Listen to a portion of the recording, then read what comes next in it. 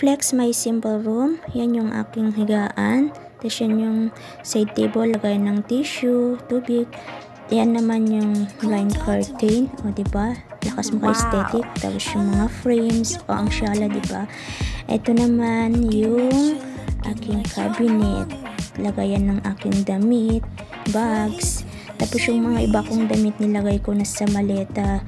Di wala ng space kaya nilagay ko na lang dyan. Naman yung mga bedsheets, towel, sapatos at mga tsinelas, mga perfume, lotion at kung ano-ano pa. Ito naman sa kabilang cabinet, lagayan ng mga maleta nila tapos mga damit kong pang taglamig, pang araw-araw. Ito naman yung comfort room. Dito ko na rin nilagay ang aking skincare.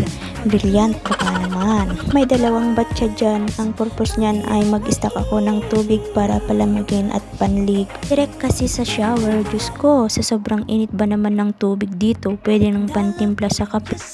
Dahil mahilig ako sa Shein products, napa-order na naman.